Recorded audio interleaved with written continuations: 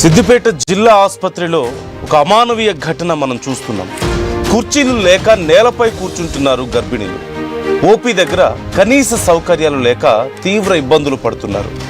గంటల తరబడి నేలపైనే కూర్చోవడంతో గర్భిణులకు తీవ్ర ఇబ్బందులు తలెత్తుతున్నాయి.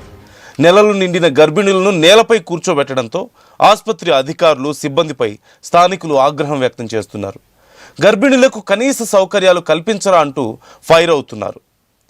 నెలలు నిండిన గర్భిణీలు నేలపై ఎలా కూర్చుంటారు అంటూ అక్కడికి వచ్చిన వాళ్ళు ప్రశ్నిస్తున్నా సిబ్బంది కనీసం పట్టించుకున్న పాపాన పోవడం లేదు. అలాగే సరే ఎలాగోలా ముందు కూర్చుందామని ప్రయత్నించినప్పటికీ కూడా క్రింద కూర్చోలేక, ఒకవేళ కూర్చున్నా మళ్ళీ లేవలేక, మనందరికీ తెలిసిందే ఒక 8 నెలల్లో 9 నెలల్లో గర్భిణీలు క్రింద కూర్చోవడం అంటే సాధారణమైన విషయం కాదు. అలాంటిది కుర్చీలో కూర్చొని లేవడానికే కొన్నిసార్లు కొంచెం కష్టపడుతూ ఉంటారు, చాలా జాగ్రత్త పడుతూ ఉంటారు. అలాంటిది క్రింద కూర్చొని వాళ్ళు లేవలేక, ఒకవేళ కూర్చున్న తర్వాత అయినా సరే ఎక్కువసేపు కూర్చోవాలంటే నానా ఇబ్బందులు పడుతున్నటువంటి పరిస్థితి ఇప్పుడు మనకు కనిపిస్తోంది. ఈ నేపథ్యంలో దీనికి సంబంధించి సిబ్బందిని ప్రశ్నించినా సరే కనీసం సమాధానం చెప్పే దిక్కే లేదు. అక్కడ ప్రభుత్వం మేము ఇన్ని చేస్తున్నాం, అన్ని చేస్తున్నాం, 100 కోట్లు ఖర్చు పెడుతున్నాం అని చెప్పినా కనీస సౌకర్యాలు లేకపోవడంతో ఇప్పుడు అక్కడికి వచ్చిన వాళ్ళు, ఆ ఘటనను చూస్తున్న వాళ్ళు ఆందోళన వ్యక్తం చేస్తున్నారు. జిల్లా ఆసుపత్రిలోనే ఇలాంటి పరిస్థితులు ఉంటే ఇక ఇంకా చిన్న స్థాయి, మండల స్థాయిలో ఉండేటువంటి హాస్పిటల్స్లో ఇంకా ఎలాంటి పరిస్థితులు ఉంటాయో అంటూ మరికొంతమంది ఆవేదన వ్యక్తం చేస్తున్నటువంటి పరిస్థితి కనపడుతుంది. సో ఈ ఘటనకు సంబంధించి మీరేమనుకుంటున్నారు? 100 కోట్లు ఖర్చు చేసి మేము ఎన్నో అత్యాధునిక సదుపాయాలు కల్పిస్తున్నామని ప్రభుత్వం ఓ పక్క చెప్తుంటే కనీసం గర్భిణీలు కూర్చోడానికి కుర్చీలు కూడా లేనటువంటి ఈ పరిస్థితి, ఇది సిద్దిపేట జిల్లా ఆసుపత్రిలో ఇప్పుడు మనం చూస్తున్నటువంటి ఘటన చోటు చేసుకుంది. ఒకసారి మీరు చూడండి అక్కడ ఉన్నటువంటి పరిస్థితి ఎలా ఉందో. చాలా మాటలా చెప్తారు, మాకేం తెలుసు సార్.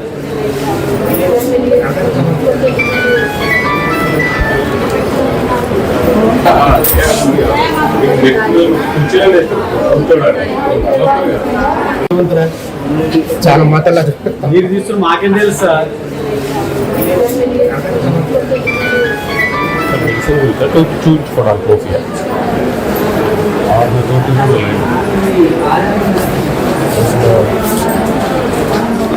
ఒకసారి మీరు చూస్తున్నారు కదా, ఆ వీడియోలో మీరు చూడండి, ఒకరిద్దరు కాదు 10ల సంఖ్యలో ఉన్న గర్భిణీలు, నిండు గర్భిణీలు అయ్యుండి 8 నెలలు 9 నెలల గర్భిణీ అయ్యుండి కూడా చివరికి క్రింద కూర్చోవాల్సిన పరిస్థితి, ఏదో క్యూలో కూర్చున్నటువంటి పరిస్థితి, ఏ దిక్కు లేక.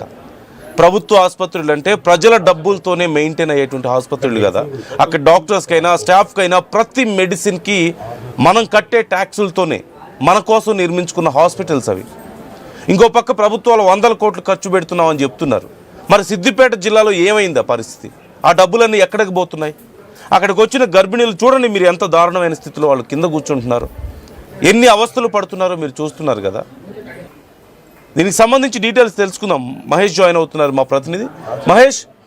అంతమంది గర్భిణీలు అంత ఇబ్బంది పడుతున్నారు, మరి స్టాఫ్ ఎలా చూడగలుగుతున్నారు? అంత ఇబ్బంది పడుతుంటే కనీసం ఏదో ఒక ఏర్పాట్లు చేయాలనో పై అధికారులకి మరి రిక్వెస్ట్ చేసి అక్కడ ఏమైనా ఏర్పాట్లు చేయడం లాంటివి ఏమైనా ఉన్నాయా? అసలు జిల్లా ఆసుపత్రిలో కుర్చీలు లేకపోవడం ఏంటి కూర్చోడానికి?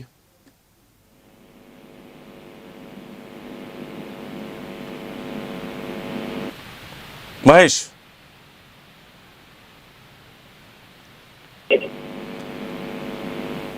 మహేష్ నా వాయిస్ వినిపిస్తుందా?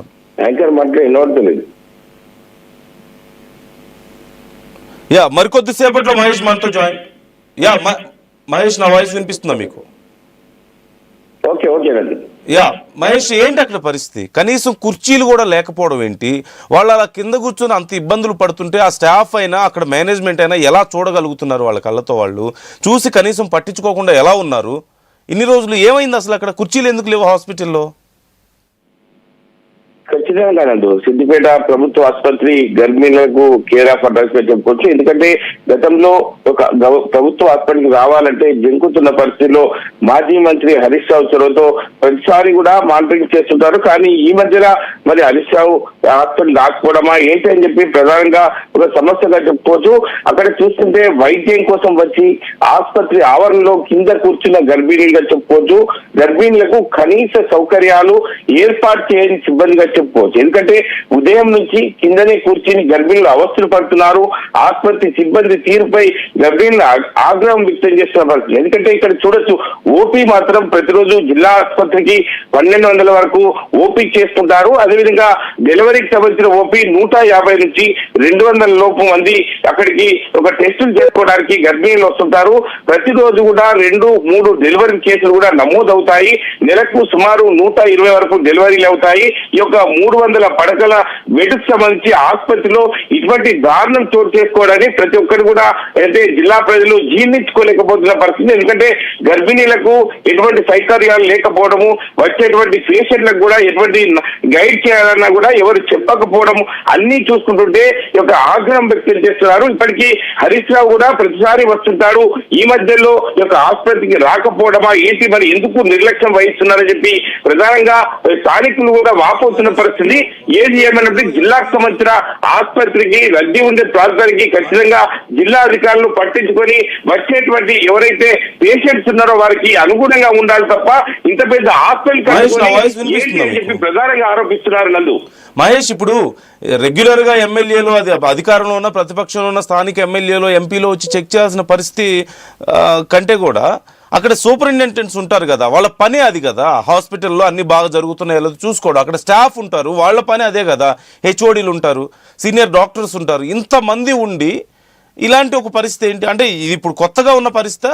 ఇప్పుడు చైర్లు లేకపోవడం అనేది ఎప్పటి నుంచో ఉందా, లేకపోతే ఉన్న చైర్లు ఎవరైనా ఎత్తుకెళ్ళిపోయారా, అమ్ముకున్నారా, లేదంటే ఏం జరిగింది అసలు అక్కడ? అంటే ఖచ్చితంగా నన్ను ఇప్పటికైతే ఉన్నటువంటి అధికారుల నిర్లక్ష్యమే అని చెప్పుకోవచ్చు. ఎందుకంటే గతంలో కూడా ప్రతిసారి కూడా మానిటరింగ్ చేసేవారు. ఈ మధ్యనే మాత్రం ఆసుపత్రికి వచ్చేటువంటి గర్భిణులు కావచ్చు, పేషెంట్లకు ఒక సౌకర్యాలు ఉండడం లేదని చెప్పి ప్రధానంగా ఆరోపిస్తున్నారు. మరి డాక్టర్ల నిర్లక్ష్యమే, స్థానిక సిబ్బంది నిర్లక్ష్యమైన మనకు ప్రధానంగా తెలుస్తుంది. ఏది ఏమైనప్పటికీ గర్భిణీలు నిండు 9 నెలలు యొక్క మోసినటువంటి వారికి ఇటువంటి కుర్చీలు లేకపోవడానికి కూడా మనకు ఆయాసంగా ఒక బాధ్యతగా ఉండాల్సిన డాక్టర్లు, అక్కడ సిబ్బంది కానీ వారికి చాలా ఇబ్బందులకు ముప్పు తిప్పలు పెడుతున్న పరిస్థితి ఉంది. వారు మాత్రం మీడియా ముందుకు మాట్లాడడానికి మోమాట పడుతున్నారు. ఎందుకంటే మాకు ట్రీట్మెంట్ ఇచ్చే సమయంలో మీరు మీడియాతో మాట్లాడారని చెప్పి మాకు ట్రీట్మెంట్ సరిగా చేయరని చెప్పి ప్రధానంగా వారు అంతర్గతంగా చెప్తున్నారు తప్ప బయటకు వచ్చి మాత్రం ఎవరు కూడా ప్రశ్నించడం లేదు. అంటే ఏది ఏమన్నప్పుడు ఇటువంటి సంఘటన ఒక ఆర్టీవీ కథనానికి సంబంధించి జిల్లా ఆసుపత్రికి సంబంధించిన సిబ్బంది కావచ్చు, ఉన్నతాధికారులు స్పందించి ఖచ్చితంగా ఉన్నటువంటి ఎవరైతే ఉన్నారో వారికి ఖచ్చితంగా న్యాయం జరిగే విధంగా చూసుకుందాం. ఎందుకంటే ఇటువంటి సంఘటన చూస్తుంటే ఉదయం వచ్చి సాయంత్రం వరకు కూడా నేలపైనే కూర్చోవడం వల్ల ఆ బరువైనటువంటి ఒక శరీరంతో వాళ్ళందరూ కూడా ఇటువంటి సంఘటన చూస్తుంటే అందరూ ముక్కున వేలేసుకునే విధంగా ఉంది.